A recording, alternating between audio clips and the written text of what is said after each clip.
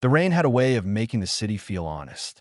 Neon lights blurred into long streaks on the wet asphalt, and every sound felt sharper. Car horns, distant sirens, footsteps echoing under streetlights.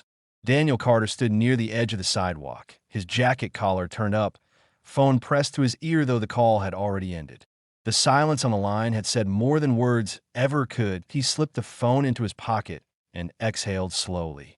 At 32, Daniel had built a reputation as a calm, reliable investigative journalist, someone who didn't panic, didn't rush, didn't let emotions cloud facts.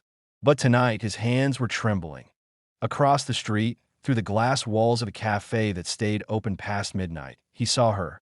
Emily Ross sat alone at a corner table, fingers wrapped around a mug she hadn't touched in minutes. Her dark hair fell loosely over her shoulders, damp at the ends, as if she had stepped out into the rain earlier, just to feel something real. The soft light above her made her look fragile, but Daniel knew better. Emily was strong in ways most people never noticed. Quiet strength, the kind that survived disappointments without announcing them to the world. She was also his wife. Daniel crossed the street, each step heavier than the last. When he pushed open the cafe door, a small bell chimed. Emily looked up instantly, their eyes meeting for a fraction of a second before she looked away. That moment, brief, sharp, cut deeper than any argument they'd ever had. "You said you'd be late," she said without looking at him. "I was," Daniel replied, pulling out the chair opposite her. "I just ended up nearby." Emily gave a faint smile, the kind that never reached her eyes. "That's funny. You're never nearby unless it's planned." Daniel didn't answer. He knew this wasn't about timing. It was about distance, the kind that grew silently between two people who once shared everything. They had met 7 years ago in this same city, under very different circumstances. Emily was a graduate student in psychology then, fascinated by human behavior, by why people lied, even when the truth would hurt less. Daniel had interviewed her for a piece on urban loneliness. What started as a professional conversation turned into long walks, shared secrets, and a love that felt uncomplicated. At least, that's how Daniel remembered it. "What did you want to talk about?" Emily finally asked, her voice calm but guarded. Daniel swallowed. "I got a message today." That got her attention. She looked up sharply. "From whom?" He hesitated. "From someone who knows things about us. About you." Emily's fingers tightened around the mug. "That's vague." "It was meant to be," Daniel said quietly. They didn't give a name. Just photos. Messages. Dates. The color drained from her face. For a moment, the cafe noise faded. The hum of conversation. The hiss of the coffee machine. Until all that existed was the space between them and the truth hovering unspoken. "How long?" Daniel asked. Emily looked down at the table, at a small crack in the wood, as if it might offer answers. "It's not what you think." Daniel let out a short, humorless laugh. "That's what everyone says right before they confirm exactly what I think." She closed her eyes. "Please, just listen." But before she could say anything more, the cafe door opened again. A man stepped inside, shaking rain from his coat. He was tall, well-dressed, with a calm confidence that drew attention without effort. His eyes scanned the room and stopped on Emily. Daniel noticed the change instantly. The way Emily stiffened, the way her breath caught. The man smiled and walked over. "Emily," he said warmly, "I didn't expect to see you here." Daniel stood up slowly. "I'm her husband." The man extended his hand without missing a beat. "Mark Sullivan. A friend." Friend. The word hung in the air like a lie dressed as truth. Mark's handshake was firm, his expression unreadable. "I hope I'm not interrupting." "You are," Daniel said flatly. Emily stood as well. "Mark, this isn't a good time." Mark studied her face, then nodded. "Of course. I'll call you later." Later. Another promised. He turned and left, the bell chiming again as the door closed behind him. Daniel sat back down, his chest tight. "Is that him?" Emily didn't answer right away. When she did, her voice was barely above a whisper. "It's complicated." Daniel leaned forward. "Make it simple." Tears welled in her eyes, but she didn't let them fall. "Mark and we reconnected a few months ago. He was someone from my past. Before you. And you thought it wouldn't matter," Daniel said. I thought I could control it, she replied. I was wrong. Outside, the rain intensified, drumming against the windows like an accusation. Daniel stood up again, grabbing his coat. I need air. Daniel, please don't go like this. He paused at the door. I don't know how else to go. He stepped back into the rain, not caring that his shoes were soaked within seconds. His mind raced, not just with betrayal, but with questions. Who had sent the message? Why now? And why did it feel like this was only the beginning of something much darker? Across town, in a quiet apartment overlooking the river, Mark Sullivan stood by his window, phone in hand. On the screen was a message he had typed, but not yet sent. Phase 1 complete. He smiled faintly, then hit send. 3 hearts were already in motion, and one lie had just begun to unravel. Daniel didn't remember how long he walked. The rain soaked through his jacket, the cold seeping into his bones, but he welcomed it. Pain was easier to manage when it was physical. The city stretched endlessly around him, traffic lights blinking, strangers rushing past with umbrellas and purpose. While his world felt like it had cracked open in a single evening, he stopped near a bridge overlooking the river. The water below was dark and restless, reflecting broken pieces of light from passing cars. Daniel leaned against the railing, breathing hard, his thoughts replaying the scene in the cafe again and again. Emily's face, Mark's voice, the way that word, friend, had been delivered so smoothly it almost sounded believable. His phone vibrated. For a brief second, he hoped it was Emily. An apology, an explanation, something that could make sense of the mess forming inside his chest. Instead, the screen showed an unknown number. He hesitated, then answered. Hello. Silence. Then a voice, distorted slightly, as if filtered through caution. You saw him tonight. Daniel straightened. Who is this? I told you the truth would come out, the voice replied. This is only the surface. Anger flared. You sent those messages. Those photos. Why? A low chuckle. Because you deserve to know who you're married to. And because Mark Sullivan doesn't like unfinished business. The call ended. Daniel stared at his phone, heart pounding. Mark. So it wasn't just coincidence. Someone was orchestrating this, pushing pieces into place with deliberate timing. And if Mark was involved, then Emily wasn't the only one keeping secrets. Back at their apartment, Emily sat on the edge of the bed, still wearing her coat. The place felt unfamiliar without Daniel's presence, like a house holding its breath. She hadn't moved since he left. Her phone lay beside her, screen dark, Mark's name heavy in her recent calls. She pressed her palms against her eyes, fighting tears. She had rehearsed this conversation in her head so many times. Imagined how she would explain, how Daniel would be angry but eventually understand. She had underestimated the damage of seeing Mark in person, of how everything looked when stripped of excuses. A knock at the door made her flinch. She stood slowly, every step cautious, and opened it. Mark stood there, rain-soaked, his expression softer than before. I know you told me not to come, he said, but I was worried. You shouldn't be here, Emily whispered, glancing down the hallway. I heard the tension in your voice earlier, he replied. I didn't expect to run into you like that, especially with him. That wasn't an accident, was it? She asked, her eyes narrowing. Mark paused. Just for a moment. What do you mean? You knew where I'd be, Emily said. You always do. He stepped inside without waiting for permission, closing the door behind him. I wanted to see you. Is that a crime? She crossed her arms. Daniel suspects something now. He received messages. Photos. Mark's jaw tightened. From who? That's what I want to know. Mark walked toward the window, looking out at the city lights. Sometimes truth has a way of surfacing, even when we try to bury it. Emily felt a chill. You promised me this wouldn't affect my marriage. I promised I wouldn't force you to choose. Mark corrected calmly. I never said there wouldn't be consequences. Mark, her voice broke. What are you doing? He turned to face her, eyes intense. I'm correcting a mistake. I'll let you walk away once. I won't do it again. Across town, Daniel sat in his car outside the newsroom parking lot. He hadn't planned to come here, but instinct had taken over. The building was mostly dark, a skeleton crew inside working the late shift. He swiped his badge and headed straight to his desk. If someone was playing games with his life, Daniel would do what he did best. Investigate that. He pulled up the photos from the anonymous message again. They weren't explicit, but they were intimate enough. Emily and Mark walking too close. Sitting together in a restaurant Daniel didn't recognize.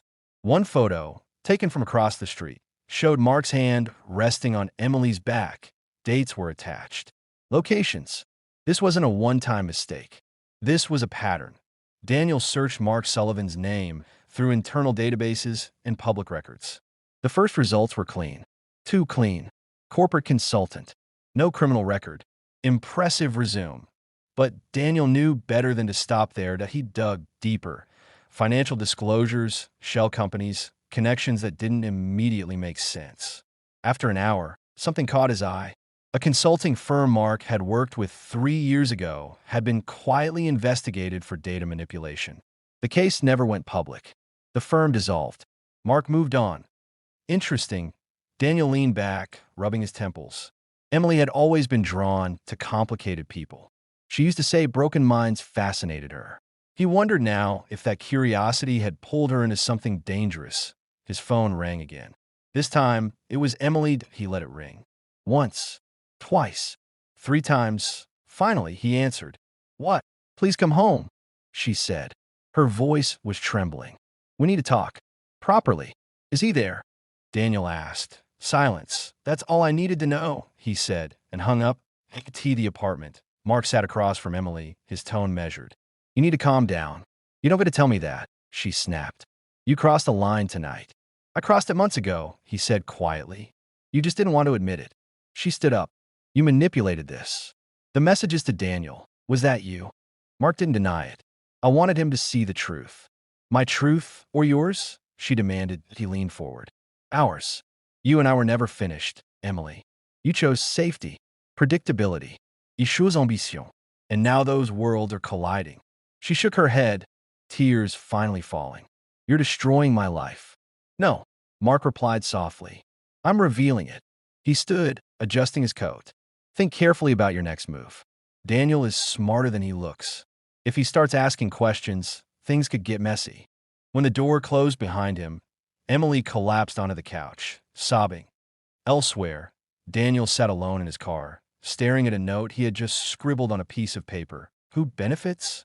Someone wanted him to uncover something. Someone wanted Emily exposed.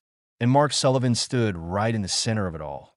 Daniel started the engine. Whatever this was, it was bigger than a broken marriage, and he was already too deep to turn back. Morning arrived without permission. Pale light slipped through the apartment curtains, landing on furniture that felt like it belonged to strangers. Emily hadn't slept. She sat at the dining table with a cup of cold coffee, staring at her phone as if it might suddenly decide to forgive her. Daniel still hadn't come home. Every sound outside made her flinch. The elevator, footsteps, a door closing down the hall. She replayed the night again and again, not just the confrontation, but the choices that led there. She had told herself that Mark was just a memory, a chapter she never fully closed. She had told herself that meeting him again didn't mean anything. She had lied so often that the lie had started to feel like truth. Her phone buzzed, a message from an unknown number. "You look tired. Long night." Her blood ran cold. She typed back with shaking fingers. "Who is this?" The reply came instantly. "Someone who knows how this ends. If you don't want Daniel hurt more than he already is, you'll listen." Emily stood abruptly, chair scraping against the floor. This wasn't Mark's style. He was bold, direct. This was quieter, calculated. "What do you want?" she typed. Several seconds passed. Then, "Nothing yet. Just making sure you understand. Your marriage isn't the only thing at risk." Across the city, Daniel watched the sunrise from his car, parked outside a quiet diner he used to visit during late investigations. He hadn't slept either. His mind had refused to shut down, feeding on suspicion and adrenaline. Inside the diner, the smell of fried eggs and coffee felt strangely comforting. He sat alone in a corner booth, laptop open, files spread across the table like pieces of a puzzle that didn't want to fit. Mark Sullivan wasn't just a consultant. That much was clear now. Daniel had found traces of Mark's name linked to several high-profile corporate collapses, always indirectly, always just far enough to avoid blame. Whistleblowers silenced. Data leaks blamed on unknown sources. Careers destroyed while Mark walked away untouched. And Emily had been drawn into his orbit that Daniel's phone vibrated. Emily's name lit up the screen again. This time, he didn't reject the call. He silenced it and turned the phone face down. He wasn't ready to hear apologies. Not yet. He needed facts. A waitress approached. More coffee. Yes, Daniel replied absently as she poured. A man in his late 40s walked in and scanned the room before spotting Daniel. He hesitated, then approached. Daniel Carter? Daniel looked up. Do I know you? The man slid into the seat across from him. Not personally, but I know your work. Daniel's posture stiffened. Who are you? Name's Victor Hale, the man said quietly. I used to work with Mark Sullivan. That got Daniel's full attention. Used to? Daniel asked. Victor gave a humorless smile. Before everything went wrong, they spoke in low voices. Victor told them about internal sabotage disguised as incompetence, about reports altered, evidence erased, about how Mark always seemed to know when to leave before things exploded. I tried to expose it, Victor said. Lost my job, my reputation, nearly my family. Daniel leaned forward. Why come to me now? Because Mark is getting sloppy, Victor replied. And because someone sent you those photos for a reason. Daniel's jaw tightened. That was you. Victor shook his head. No, but I know who benefits. Who? Victor hesitated. There's a third player. Someone who hates Mark more than I do. Someone who's been waiting for him to make a personal mistake. Daniel thought of the message, the voice on the phone. You're saying Emily is leverage. Victor nodded grimly. Unintentionally. She's the crack in his armor. At the apartment, Emily paced the living room. The unknown number hadn't texted again, but its presence lingered like a threat. She considered calling Daniel, then stopped herself.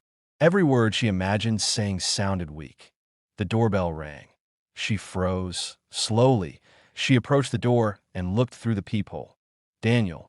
Relief and fear crashed into her at the same time. She opened the door. He stepped inside without a word, his eyes scanning the room as if searching for something or someone. He's not here, Emily said quickly. Mark left last night. Daniel finally looked at her. Really looked. Dark circles under her eyes.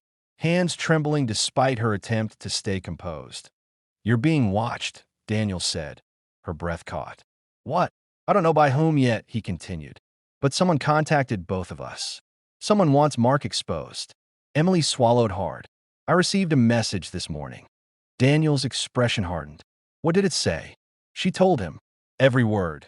Silence stretched between them when she finished. This is bigger than us, Daniel said finally. She nodded. I know. And Mark isn't just an old flame, he added. He's dangerous. Tears slid down her cheeks. I never meant for any of this to happen. Daniel's voice softened despite himself. Intent doesn't undo damage. She looked at him desperately. Then tell me what to do. He studied her for a long moment. You're going to do exactly what you've been doing. Her eyes widened. You want me to keep seeing him? I want him to think you're still emotionally confused, Daniel replied. Still undecided. People like Mark make mistakes when they think they're winning. That's insane, Emily whispered. He's unpredictable. So is whoever else is pulling strings, Daniel said. And until I know who that is, we don't make sudden moves. Emily nodded slowly. And us? Daniel didn't answer right away. Us has paused. That hurt more than she expected.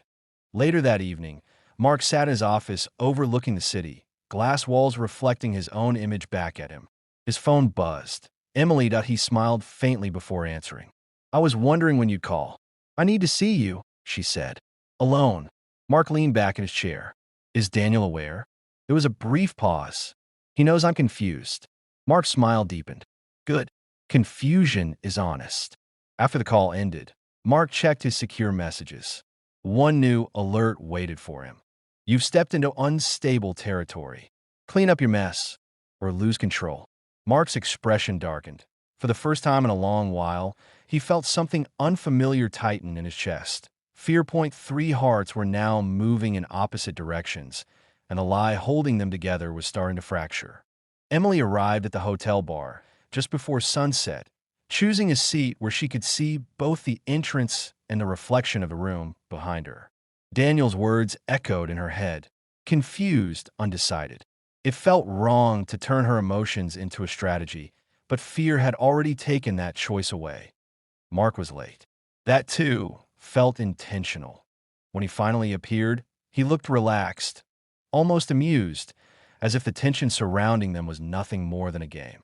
He ordered a drink before sitting beside her, not across, close enough to remind her how easily he crossed boundaries. "You look like you're carrying the weight of the city," he said. Emily forced a small smile. "I feel like I'm losing control of my life." Mark studied her carefully. Control is an illusion. People pretend they have it until something honest happens. She looked away. "Daniel knows more than before." "About us?" he asked. "Enough to be suspicious," she replied. "Someone is pushing things into the open." Mark's fingers tightened around his glass. "Did he tell you who?" "No." Mark leaned closer. "Then he's already protecting you." "That's interesting." Emily felt a flicker of anger. "Don't analyze him like a case study." "I analyze everything," Mark said calmly. "It's how I survive." Across town, Daniel sat in Victor Hale's cramped apartment, walls lined with boxes and old files. Victor moved nervously, pulling out folders, laying them across the table. "Mark doesn't just react," Victor said. "He anticipates. That's why whoever is threatening him now is dangerous. They're patient." Daniel flipped through documents. "And you're sure this person exists?" Victor nodded. "I received a warning last month. Same tone you described. Same anonymity." Daniel's phone buzzed with a secure message, location data. Emily's phone, exactly where she said she'd be. "Good." Back at the bar, Mark lowered his voice. "You need to be careful, Emily.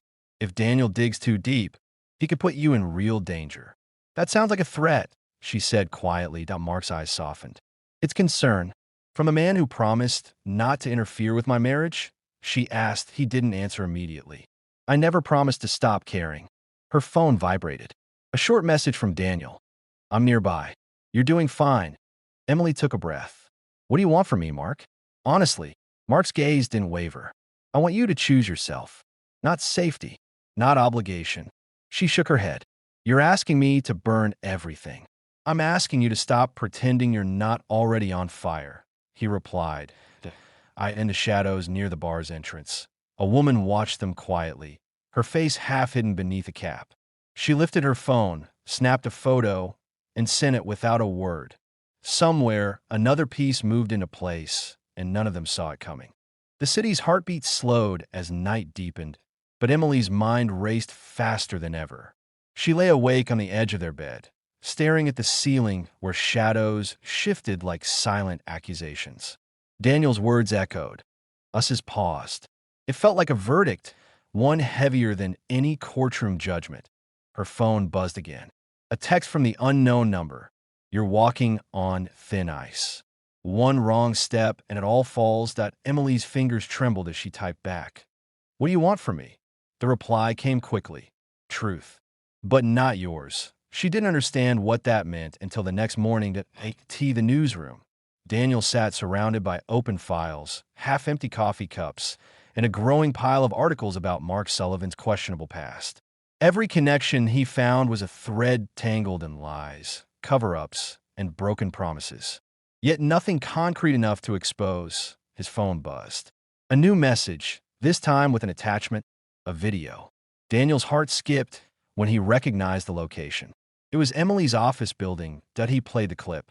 It showed Emily walking into the building, but then the camera shifted, revealing a man watching her from across the street. The footage was grainy, but Daniel recognized the man immediately. Mark. Daniel clenched his fists, anger and fear mixing into a sharp knot. The line between past and present blurred dangerously. Emily arrived at work to find a note taped to her desk. "Choose wisely. We're watching." She looked around nervously. No one met her gaze. No one said a word. The silence was louder than any threat. Her phone rang. Unknown number again. "Emily, this is your last warning," the voice said. "Mark isn't your only problem." Tears welled up, but she stayed silent. After work, Daniel waited outside, arms crossed against the cold. When she stepped out, their eyes locked. "No more secrets," Daniel said. Emily hesitated, then nodded. Together, they walked into the night, two hearts battered, one lie hanging between them. But the shadows behind the promise were far from over.